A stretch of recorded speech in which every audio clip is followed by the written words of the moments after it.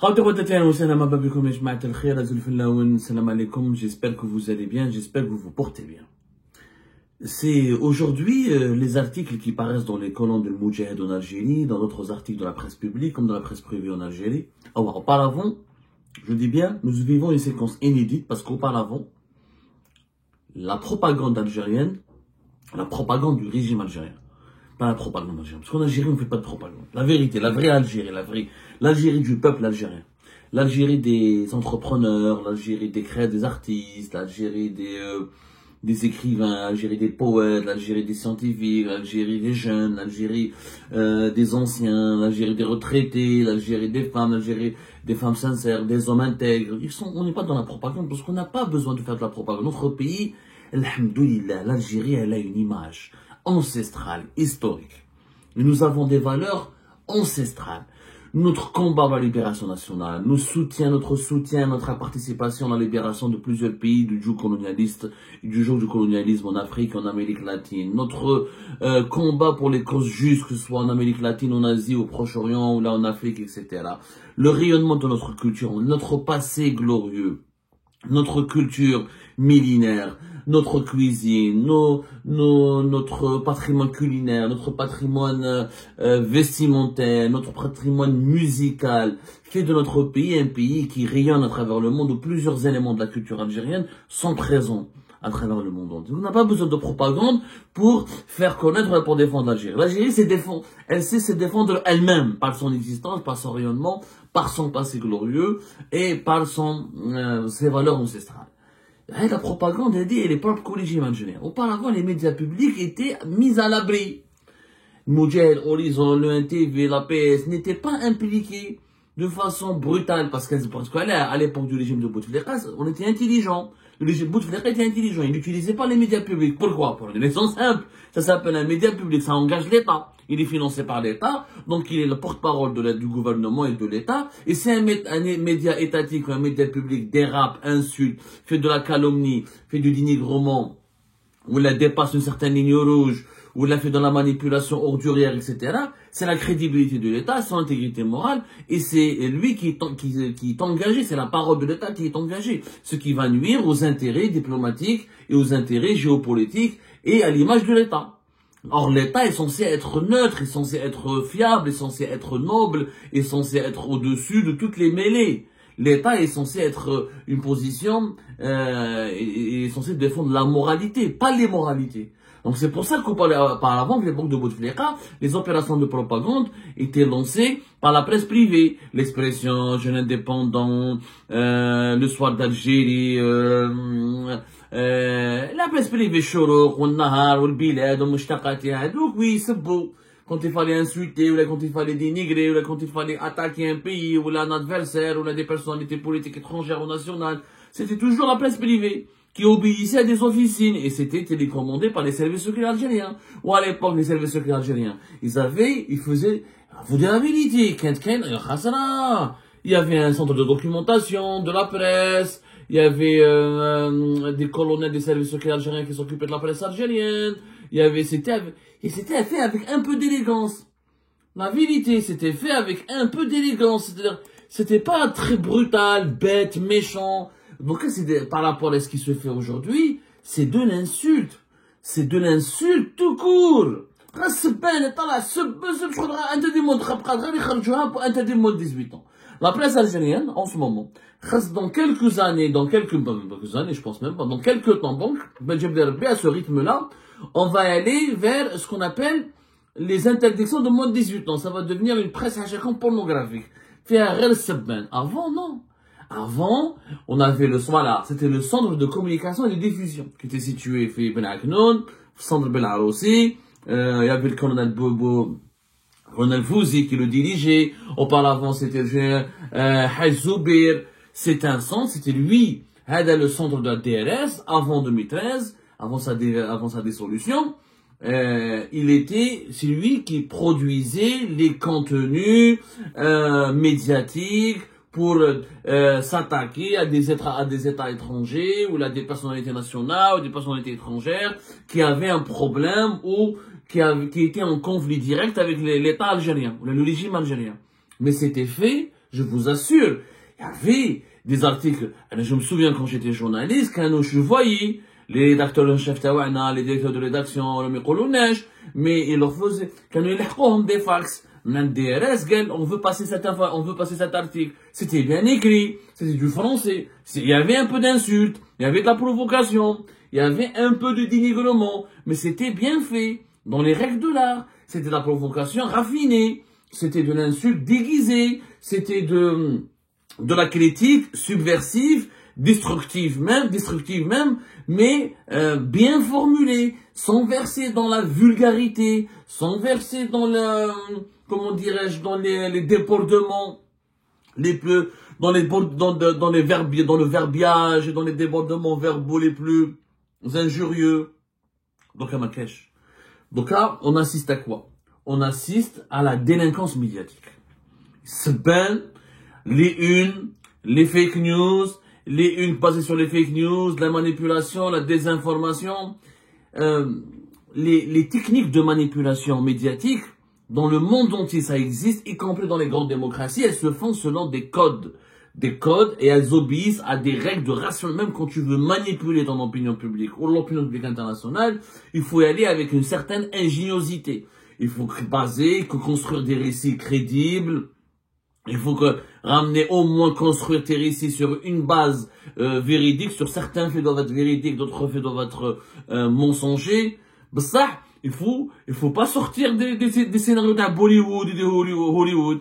C'est-à-dire des scénarios invraisemblables, que même le dernier de la classe ne va même pas y croire. C'est des scénarios vraiment rocambolesques. D'ailleurs, j'ai lu un passage de Moudjahid. Alors, Moudjahid qui s'étonne, dans un de ses articles, il a écrit récemment. Alors, parce que, si on fait la chronique et la chronologie des fake news, des manipulations, de la désinformation totalement affolante qui a été orchestrée par la presse algérienne de 2020 à 2024, notamment par la presse publique, Moudjahid, l'APS surtout, les dépêches insultantes, injurieuses contre le Maroc, contre la France, contre les opposants algériens, etc. De 2020 à 2024, il y a de quoi faire un livre. Le livre noir, je pourrais l'appeler le livre noir des médias en Algérie, avec tout ce qu'on pourrait récolter comme mensonges, comme fake news, comme propos extrêmement graves et diffamatoires qui ne devraient, des discussions de café. En fait, après 2020-2024, des discussions de café, des discussions qu'on avait dans les cafés, on les retranscrit pour les publier dans la presse publique, notamment par la PS et le Moudjahid. Et puis le Moudjahid s'étonne, dans un de ses articles, il dit récemment, l'Algérie devient la cible d'une offensive médiatique d'une rare intensité. Plateaux de télévision, émissions de radio, articles de presse écrites et online orchestrent à l'unisson un pilonnage méthodique contre notre pays. C'est le Moudjahid qui le dit.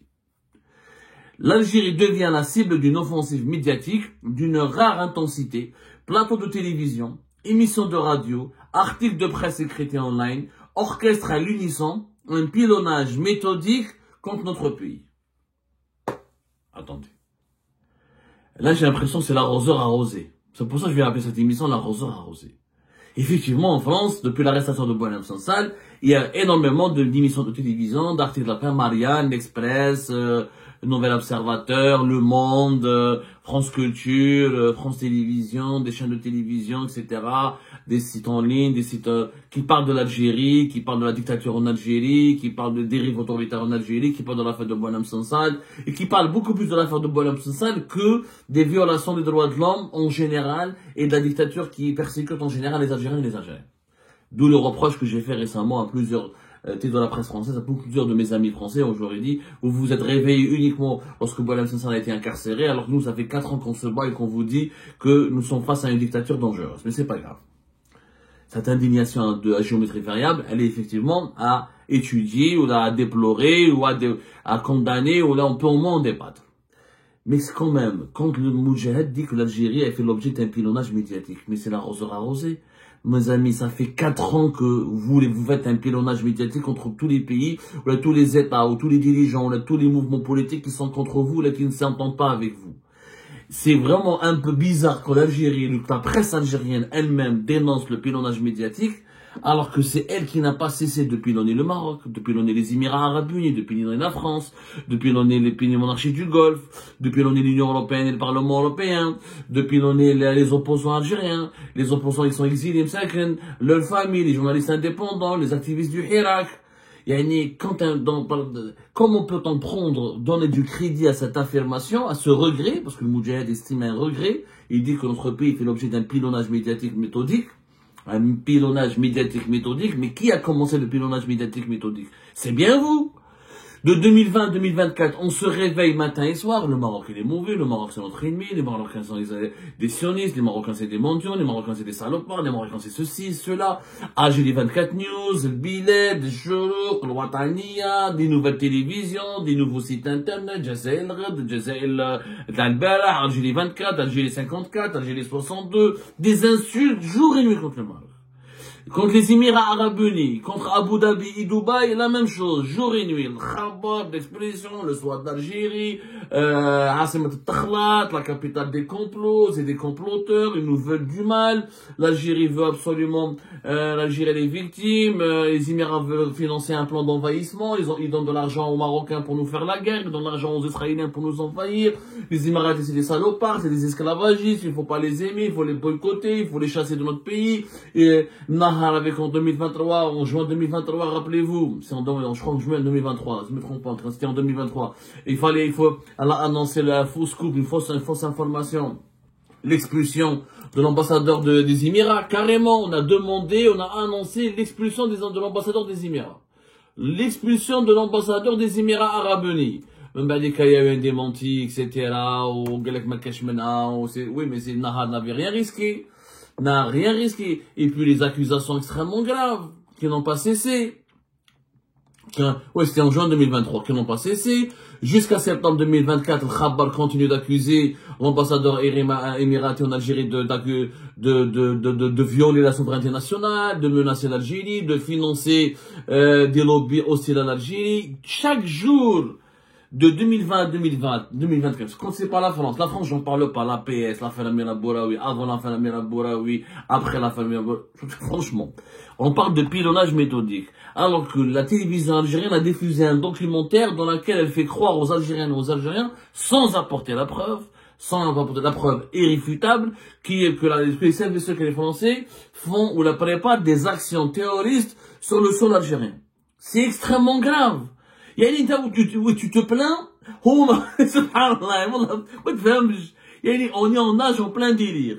Les médias algériens diffusent, élaborent, produisent des documentaires de 52 minutes sur la base d'un seul témoignage, sans preuve matérielle, que les services secrets français veulent organiser des groupes terroristes ou veulent organiser des actes terroristes sur le territoire national. Et ensuite, c'est pas du pilonnage. Ensuite, quand France Culture, ou la France Info, ou la France Télévision, ou la France 24, ou Le Monde, ou le Figaro critique le régime algérien pour la dictature et parle d'exilés, ou parle de violation des droits de l'homme, de prisonniers politiques, c'est une attaque contre l'Algérie, ils veulent déstabiliser l'Algérie, ils veulent salir son image, ils veulent la noircir à tout prix. Et à l'Algérie, tu as dit pire. Vous avez dit pire, vous avez quasiment dit que les services secrets français, c'est une organisation terroriste qui parraine des mouvements terroristes. Carrément. Et vous le dites, de l'affaire Amira Bouraoui, février 2023, rappelez-vous ce qui s'est passé. Ils ont même dit que la DGSE, que les services secrets français s'apprêtent, je dis bien s'apprêtent à financer une opération, à organiser une opération comme la baie des cochons. Les années 60 à Cuba, c'est-à-dire que des armées des opposants pour venir renverser le régime, l'État algérien, former une rébellion comme la baie des cochons. C'était l'APS qui l'a écrite. L'APS qui l'a écrite. Et on a fait de moi un caniche, un crocodile,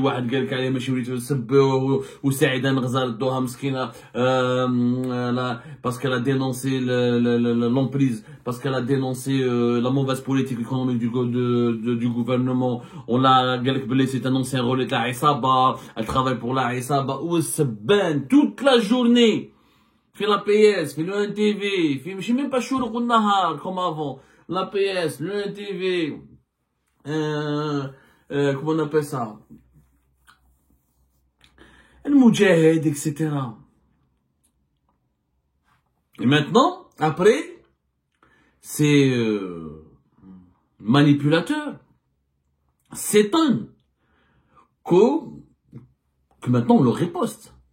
Parce que la presse française, s'il n'y avait pas l'affaire Boualem Sansal, elle n'aurait jamais parlé du régime algérien, vous le dire. Elle en parlait de façon épisodique, de façon isolée. Mais depuis l'affaire de Boualem Sansal et depuis l'affaire du documentaire qui accuse gravement les services secrets français d'avoir voulu organiser des actes terroristes sur le sol algérien, ben la presse française riposte, elle s'interroge, elle écrit, elle se pose des questions, elle cherche à comprendre, c'est normal. Vous les insultez jour et nuit, vous les provoquez, vous les dénigrez, vous les vilipendez, vous avez poussé les limites vous avez dépassé toutes les limites de l'outrecuidance, vous avez dépassé toutes les limites de l'immoralité. C'est le régime algérien qui a lancé cette guerre médiatique. Le régime algérien se plaint il se plaint de l'ampleur de la guerre médiatique qui lui a été lancée. Mais c'est lui qui a lancé cette guerre médiatique. C'est lui qui fait de la guerre médiatique un instrument de pouvoir, un instrument de régulation de ses relations internationales, un instrument de ses rapports de force avec les États étrangers. C'est lui qui alimente une guerre médiatique atroce contre le Maroc, contre les Émirats, contre les Maliens et les dirigeants du Sahel, contre certaines personnalités en Libye, même le football, même la CAN 2022, la CAN de football, la 2023, la dernière plutôt, la CAN 2023 Côte d'Ivoire, même quand on a perdu face à la Mauritanie, la presse algérienne a lancé une opération de propagande contre les Mauritaniens, en les accusant d'avoir été financés, d'avoir été entraînés, d'avoir été préparés par les autorités marocaines. Même pour le football, rappelez-vous pour la CAN 2023, quand nous avons été éliminés premier tour, c'est Israël qui a donné à la CAF, ou la CAF, la Confédération africaine de football, elle n'est qu'un pion d'Israël, parce que l'Algérie est contre Israël, donc on a éliminé l'Algérie du premier tour, les erreurs d'arbitrage. Les théories du complot les plus farfelues, les plus étonnantes, les plus incroyables, les plus extraordinaires, les plus extravagantes ont été diffusées, rediffusées, et l'opinion publique algérienne et internationale ont été inondées par le complotisme, les fake news, la désinformation quotidienne, et les insultes et les injures quotidiennes de l'appareil médiatique du régime algérien. Ah, aujourd'hui, comme la presse française s'est déchaînée, elle parle de Boualem Sansal, elle pointe la dictature en Algérie. Ah, le régime algérien, mais c'est l'arroseur arrosé, mon cher. C'est toi qui as voulu, quand je dis c'est toi, c'est le régime, comme si je parlais au régime, mais c'est vous, voilà, les dirigeants du régime. C'est vous qui avez entretenu cette guerre médiatique. C'est vous qui avez lancé cette guerre médiatique. C'est vous qui avez déclenché la guerre médiatique. Et maintenant, vous ne supportez pas qu'on parle de vous, alors que vous aimez, vous infligez à vos adversaires, ou là, à vos détracteurs, qu'on parle d'eux en termes très injurieux toute la journée. Toute la journée. Et dans il faut voir les vidéos, les reportages qui ont été diffusés sur le Maroc, sur les Émirats, sur la France, etc. Et c'est extraordinaire. Ah, mais quand la presse étrangère parle de l'Algérie, ah, là, on est victime, c'est un complot, quand toi tu complotes contre tes adversaires, ah, c'est pas du complot. Mais quand tes adversaires t'attaquent, te contre-attaquent, ah, c'est du complot. La solution, c'est quoi? C'est de revenir à la raison. Oui, l'Algérie, elle se doit de se défendre médiatiquement. Il y a la manière de le faire. L'insulte, l'injure, ce n'est pas de l'information. L'insulte, la diffamation, l'atteinte à la vie privée, le mensonge, la désinformation, le complotisme, ce n'est pas une manière ce ne sont pas des outils de défense. La France n'est pas à l'abri de la critique. Il y a plein de manières comment la critiquer. Et puis, au lieu de clochardiser ces véritables journalistes, au lieu de les mettre en prison, de les contraindre à l'exil, de les condamner à mort, si on avait laissé les vrais journalistes Pas les petits manipulateurs, les amateurs de fake news et les inventeurs de complots qui polluent nos télévisions et les plateaux de nos télévisions en Algérie. Si on avait laissé les vrais journalistes, ceux qui ont étudié le journalisme, celles et ceux qui ont été formés par les journalistes, celles et ceux qui savent ce que c'est qu'un reportage, ce que c'est qu'une enquête, si on les avait laissés faire leurs médias, développer leurs médias en Algérie, développer un discours médiatique modéré, raisonnable, où on peut critiquer, où on peut attaquer, sans dénigrer, sans humilier, sans insulter, sans verser dans les moralités. La satire est une chose, l'invective en est une autre. C'est deux choses complètement différentes. Si on avait laissé des entrepreneurs et des journalistes construire de véritables médias, de véritables chaînes de télévision, la souveraineté médiatique de l'Algérie aurait été préservée, l'image de l'Algérie aurait été préservée, les lobbies anti-algériens à l'étranger auraient été mieux combattus, mieux neutralisés. Mais avec la jungle de fake news, d'amateurs de fake news et d'inventeurs de complots, de complotistes et de délinquants médiatiques qui maintenant se font passer pour les défenseurs de notre pays, comment voulez-vous qu'on ne soit pas exposé, qu'on ne soit pas fragilisé, qu'on ne devienne pas la risée de la presse internationale? C'est l'arroseur arrosé. Voilà le résultat d'un régime qui fait de la délinquance médiatique une arme fatale géopolitique et diplomatique et qui finit par être mordu par le serpent qu'il a contribué à nourrir. C'est la leçon de l'histoire.